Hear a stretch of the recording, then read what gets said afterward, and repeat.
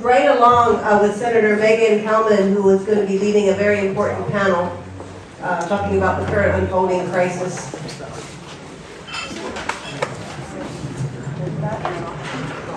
Thank you.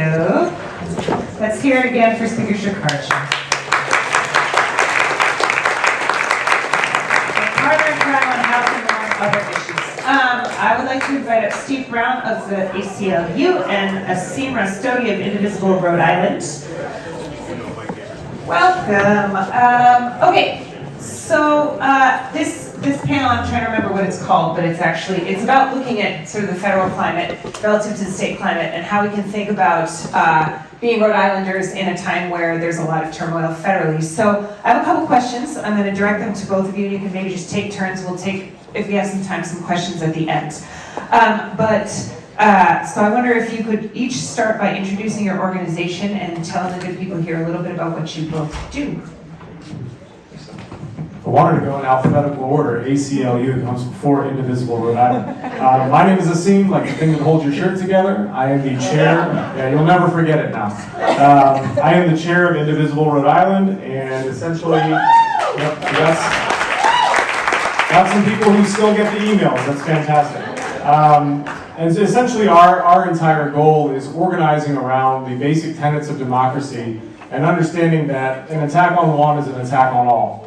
And there is no small subject or some niche subject that doesn't need attention, and that we as a people need to be indivisible in the face of fascism, right? So it's either you are for it or you are not. There is not a middle ground there. So that indivisible piece tries to bring together people from all different walks of life. And so that hands-off protest that somebody asked a question about, that was our creation. And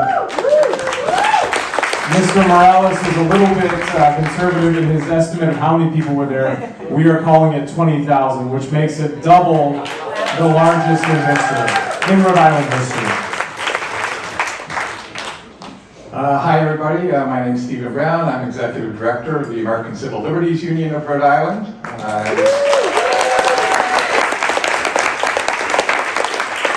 I learned something today that I'm the conscience of the legislature, so I guess I'll take that. I think most of you know what the ACLU does. We're every day trying to defend the civil rights and civil liberties of every Rhode Islander in a variety of ways, through litigation, through legislation, and through public education, and there's a lot of that needs to be done these days. There certainly is. So it's an uncomfortable segue, but I guess I'd be interested to hear from both of you. First, what you perceive some of the biggest threats are that we are confronting as Rhode Islanders relative to what's happening federally, and also how we're prioritizing assessing the threats and what they represent to us. Really starting off with a great one. Yeah. From my perspective, and I'm not speaking for Indivisible, right? Indivisible is made up of membership, but from my perspective and what I'm hearing every single day in the conversations that I have, it truly is perhaps one of the first times that people are realizing that their rights can be legislated, right? So in sitting with that, that's a really uncomfortable feeling that at some point, somewhere, somebody in a state house, somebody in a very expensive building wearing a very expensive suit is going to write on a piece of paper what I can and can't do, or what I do and don't get. And so even when I think of it from a social justice perspective and from a racism perspective or from a transphobic perspective or from homophobic perspective or any of these ism perspectives, it truly is who gets what. That's what racism is. It's who gets what. And so when that's being decided unilaterally by one person or by one or two people, or when Elon Musk just says, hey, no, we're just going to cut this thing and we're going to have to be okay with it. That is deciding who gets what, without the consent of the governed, without the people's opinion of who are going to be affected by that most. And so when people are disappearing off the street because of unmarked unmarked people, ununiformed people just plugging people up off the street, that's somebody deciding who gets what. And so to me, that is the existential threat beyond what your 401k looks like. That's also being decided of what you get. Send. Right? But that is one issue in a multitude, in a myriad of issues, that if we're deciding who gets what on a whim, your 401k is kind of the last domino to fall because of all the other things that were allowed to happen before that.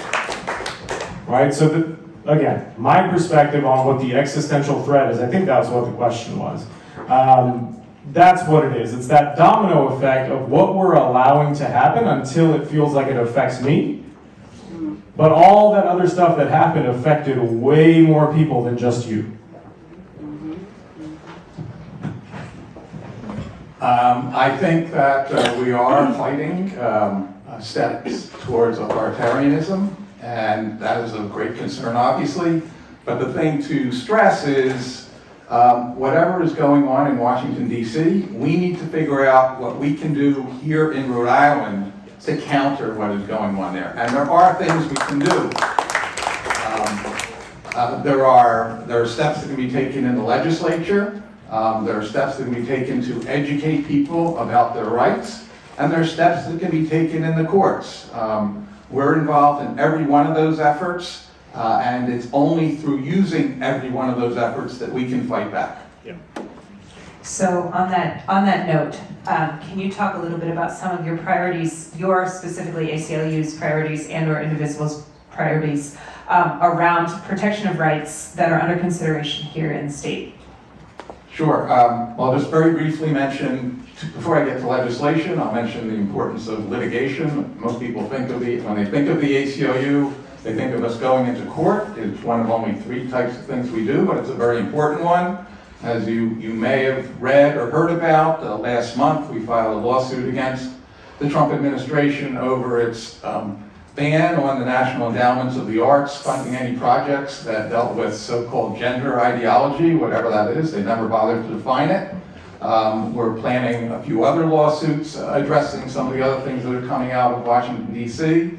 We're doing a lot of Know Your Rights activity. If you go to our website, you'll see Know Your Rights materials and encounters with the police and with immigration agents in 10 languages, and we encourage people to visit our website and take down that information. But legislation is also very important. There are a few bills in the Rhode Island legislature right now that we think address some of the really key issues that are going on in Washington, D.C.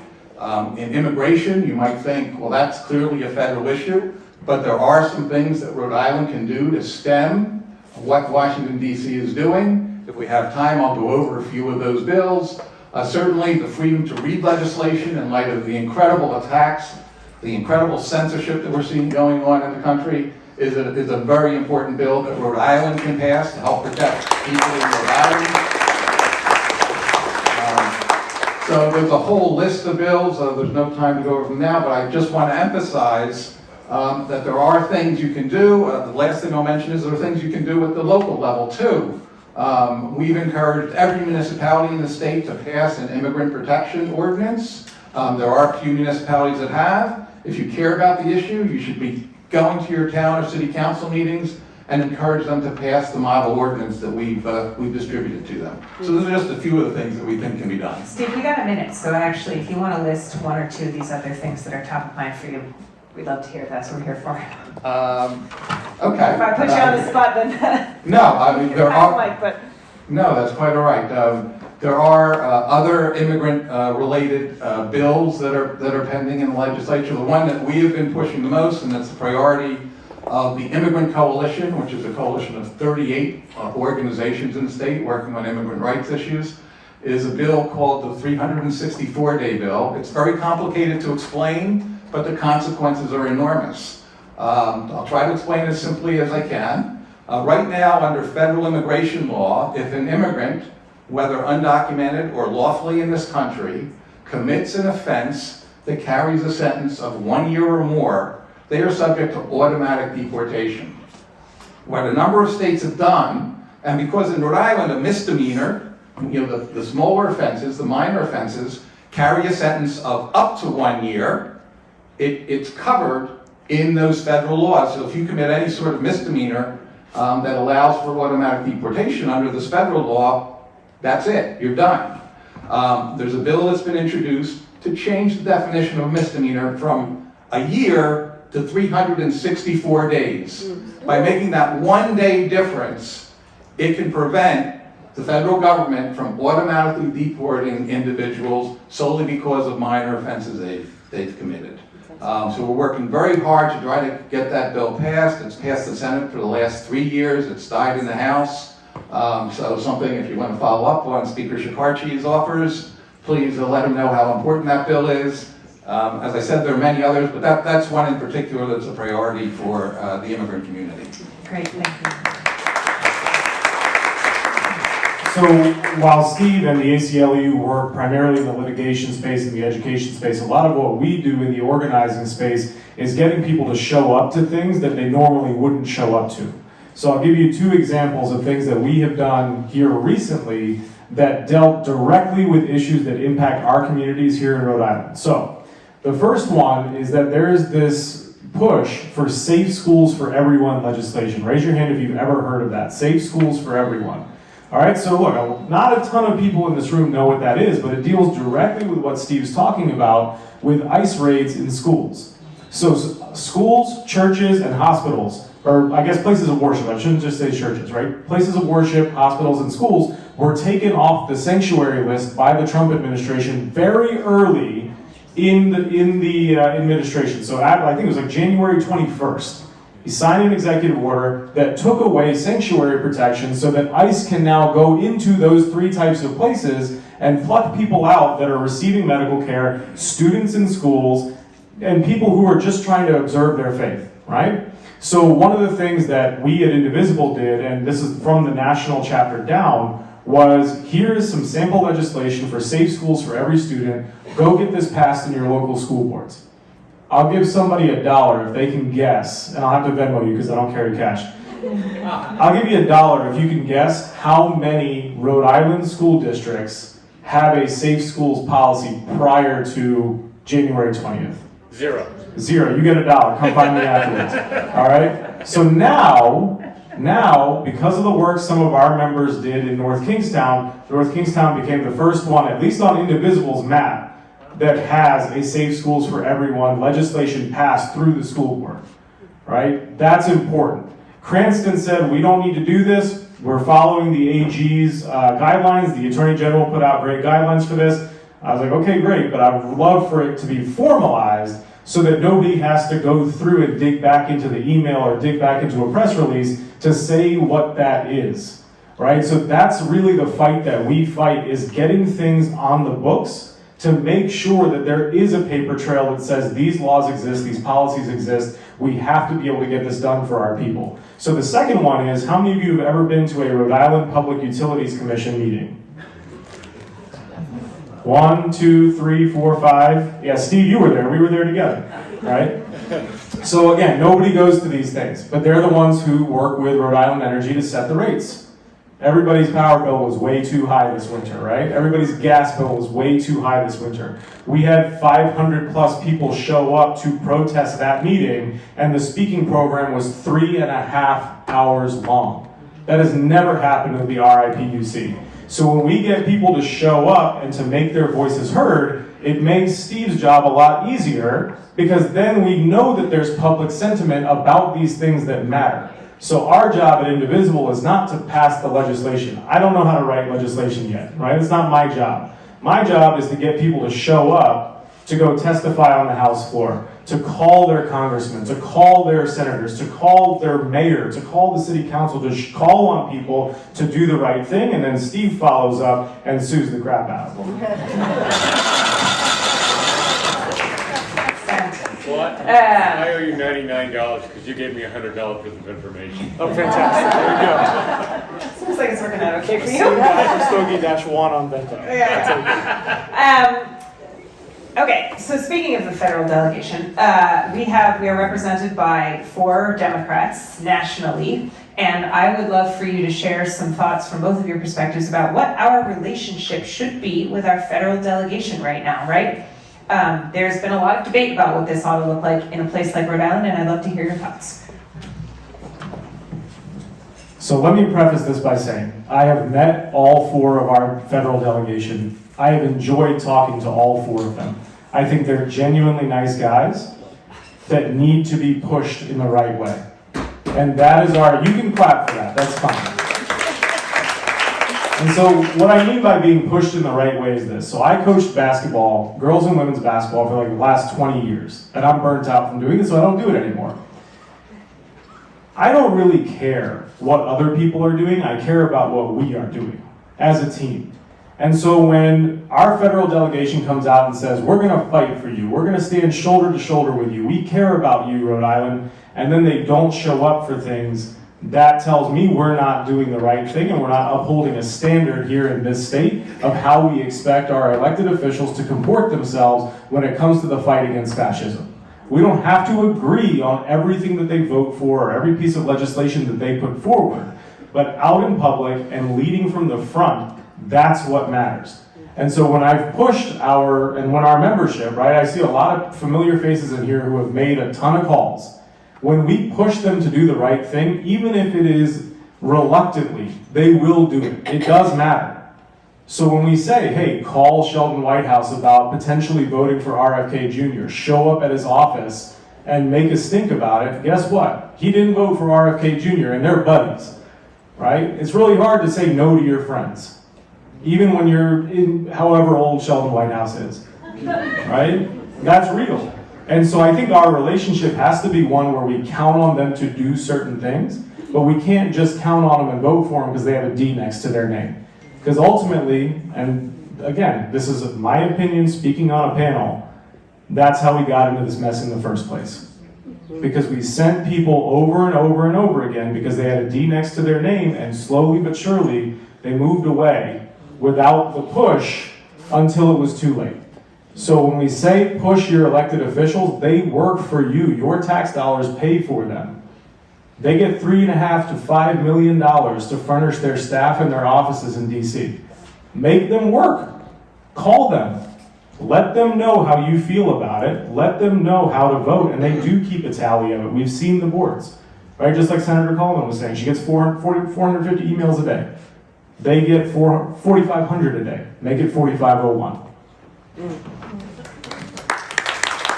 I can't ask for that, so next question. Okay, next question. Okay. We are confronting near-term, mid-term, and long-term dangers. And my question is a little bit about how each of you think in your respective capacities about building near-term, mid-term, and long-term power.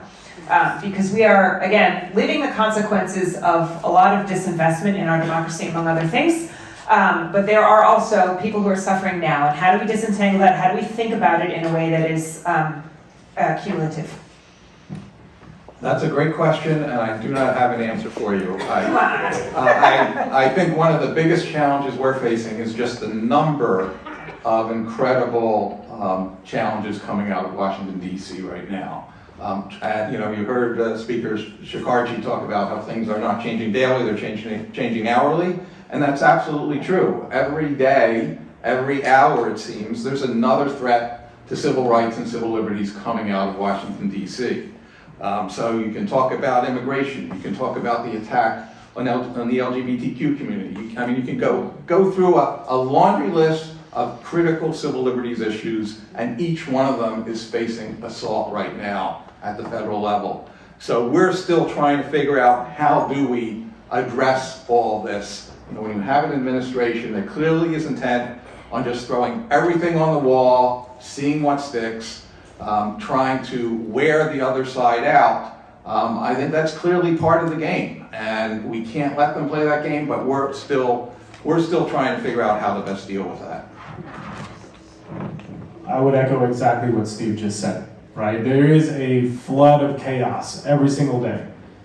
Don't get distracted by the fact that they are trying to strip away those civil liberties so it makes it easier to take everything else away too, right? So we count on the ACLU to do those things, but it also is up to you to spread that word that that's happening. And so those of you that follow Indivisible Rhode Island on Blue Sky, you can raise your hand if you do that. Yeah, I put something out, I think it was yesterday, and talked to somebody in Texas. That person in Texas was actually my brother. the 5-figure donor to the DNC, didn't know about the doctor from Brown being disappeared. Right? He had no idea, and he's pretty up on the news and all of that stuff. But he lives in Texas, and maybe they get a different version of MSNBC there, right? So it's important that as those civil liberties are being taken away, that you are the ones with good information spreading that to people that may not know it. Not everybody is here today, right? Not everybody in the world is here today. You're plugged in, help somebody else plug in. I'm getting a time is ticking away, so I've got one more question, and this is a broad one. And I'm struck as seen by what you just said about. I would like to invite you both to offer some reflections on power building locally. We hear a lot about this sort of think globally, act locally. That feels kind of weird right now, right? In an era when the cuts, we just heard the speaker talk about the budget situation where civil liberties are being trampled upon, people's rights are being trampled upon, people are being trampled upon. How do we sort of reconcile the work that we do at the level of neighborhood, of community, of state, potentially of region, with the challenges that we face? And both of you, I think, are uniquely positioned to comment on that. So maybe we could have each of you comment and end there. I think about my neighbor who actually just passed away from Alzheimer's. And he went from 100 to 0 very quickly. And Joe Biden, Donald Trump, Elon Musk, none of these people showed up to his funeral, right? None of them even knew. He's just another number. But to us, he was a pillar of our neighborhood. So when I think about building power locally, it literally starts with emailing your state senator like I did 7 weeks ago. Like Megan Coleman and I have only known each other for 7 weeks. I voted for her twice, right? But she'll show up. My neighbors will show up because we've built that power on our street. And then you go to the next street over and the next street over. So really kind of the all-encompassing phrase of this is you can think globally, but you have to act locally. Find something you're passionate about and delve some time into it. Whether it's Climate Action Rhode Island or any of these other folks that are here, they're here for a reason. Go join them. Come out on April 25th to pull together where we're gonna have great music and we're gonna have these community aid folks there, and you can sign up to work with them because that's what's gonna get you through. What isn't gonna get you through is worrying about what you're seeing in the news every day. It's gonna be how you interpret that with the people around you that are closest to you. And then you build that from there and you build your sphere of influence and hopefully ours intersect. But hope is not a strategy, right? Action is a strategy. So you have to go out and actually do it. We can't just hope for this to go away. That's not how it works.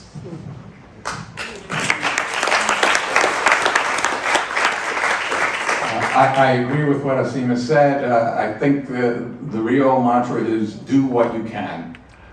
There is too much. I think Speaker Shikarchi's words about at least pick one issue that's really of concern to you and act on it.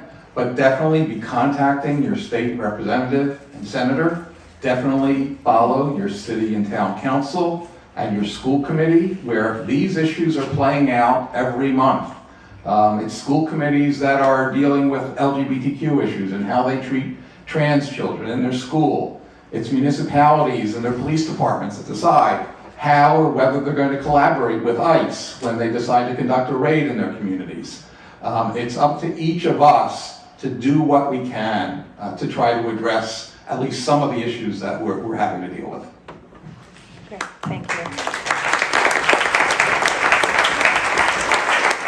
My microphone turned off somehow. I think we have time for one question, and I saw a hand back here a few minutes ago. Was that you? Yes. Go ahead and speak really loud. Project. Okay.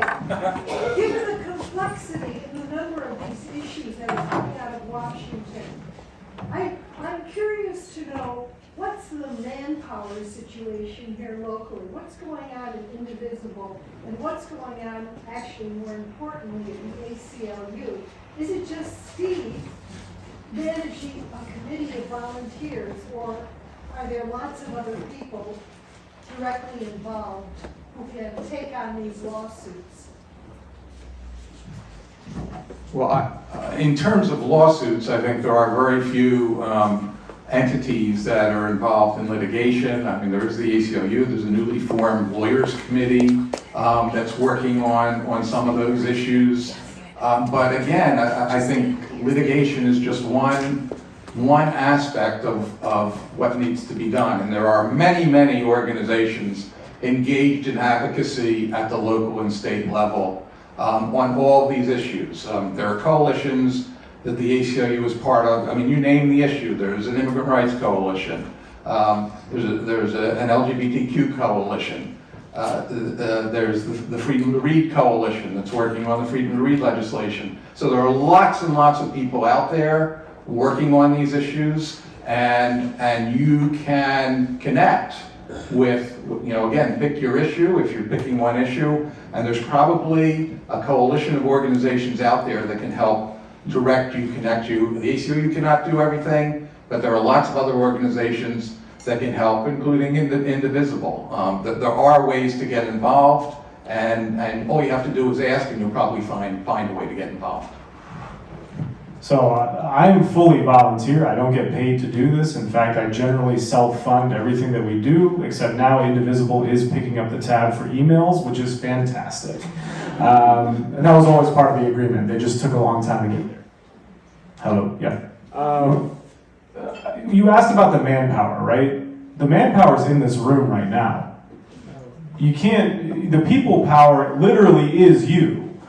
And so I think part of the organizing experience, at least for me, has been like, well, what do we do now? It's like, well, do what you want, right? Like if you are concerned about something happening, talk to your neighbors about it, show up on an overpass with a banner and stand there, right? Show up at a protest. We can organize as many events as you want. If nobody shows up, nothing happened. So in that way, the people power, like I know David Morales always chants people power at I'm surprised he didn't do it today, right? But that's what it is, and that's what it looks like. The people power is you. You are the machine that drives this thing forward, and if you stop, then we stop. All right, so I think some of that is also a little bit of an abdication of responsibility over the last 4 years when Joe Biden was the president. We all could take a collective sort of deep breath. The work never stopped, though. We just took a break, and we got left behind a little bit. So it's time to get everybody back up on the horse and keep going. One other thing I'll add to that, since the question was specifically about litigation. Litigation clearly has an important role to play. It's an important role for the ACLU, but it is only one small part of everything. Litigation itself is not going to solve these problems. It can only go so far, and that's why all the things that Asim is talking about are really important too. Awesome. You're right. You're on. No, sorry. Thank you, gentlemen. Let's have it, a round of applause.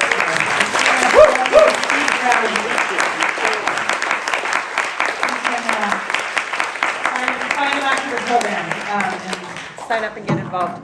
I want to leave us with a couple of thoughts before I turn it back over to close us out for the afternoon. David Morales opened the day saying, "What can I do?" Right? We're sitting here asking, "What can I do?" I actually think the question warrants a slight modification. I think the question is, what do we do? Because individually, we don't do anything. We do nothing, right? It is at the scale of each other that we become greater than the dangers that we face, and indeed it is only at the scale of each other that we become greater than the dangers that we face. So look around you, just take a second, look around. It's your team, somebody's part of your team. Memorize those faces, you're gonna need them, right? What happens here in Rhode Island over the course of the next several months, several years, is to some extent up to us. We've heard plenty of bad news today about how the cuts are coming, how this, how that. We have neighbors who are living in fear of immigration, for instance. But there are things that we can do, and stepping into our power is, I would argue, part of our moral mandate right now. We gotta love each other very, very hard. We have to love each other very hard in word and also in deed. Part of that, to me, is sitting with grief and discomfort. It means sitting with disagreement. It means embracing and creating beauty. It means living the full range of human experience, because that's what moments like this elicit from us. I would also add that every time you have to do something together, there's an opportunity to have a party, right? You're gonna make science, drink some beer, listen to some music. You're gonna go to a 20,000 person protest, like you might as well be dancing to a band, right? We have opportunities to do the stuff of life as we do the work that the moment is asking us to do. We need to stick to our values, we need to stick to our ethics, and especially when those things are seemingly under assault all the time. We need to check, Go to the next one. we need to check our guts. We need to follow those guts. Usually everybody's little internal voice tends to be a pretty good barometer of what our ethics should be doing. We need to be conscious about whether we're acting out of fear or out of love. It's very easy to act out of fear, right? But I would argue again that the greater mandate is to act out of love. We've all heard this poem about, like first they came for the communists and the socialists and the trade unionists and the Jews, etc. We are seeing that right now. Where goes one group of us, so go all of us. Whether that is the queer community, whether that is our immigrant community, whether that is women, whether that is the BIPOC members of Rhode Island. Where goes one of us, so go all of us. This is our moment, right? They're not coming for communists, I guess. Maybe they are, but they're sure as shit coming for others. So we need to make sure that that does not happen on our watch. We need also to make space for disagreement. We have a big tent here, and we need to have a big tent here, right? Power building is not about agreeing 100% with everybody that you work with all the time. In fact, that often is a recipe for disaster. Purity tests don't tend to be very politically effective. But if we only work with people that we agree with 100%, we will not get anything done. And we need to get a lot of things done. We need to build bridges, we need to find points of commonality, and we need to water those points, we need to nourish them, fertilize them, and let them bloom into something beautiful. And I will end by saying, so it's the first day of Passover today. I'm Jewish, and this is a festival when my people celebrate our escape from a deranged and power-hungry and exploitative dictator. Feels somewhat on the nose this year. But I will also say, it is utterly not cool for any group of people to use any other group of people as a ploy, as a torch, as a foil to aggress anyone else. We are better than this, right? We are better than this. I look around this room and I see all this energy and all this heart, so let's get out there and make it so. Thank you.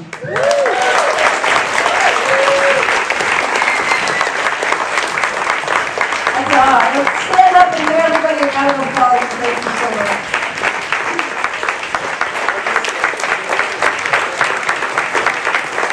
What an incredible day.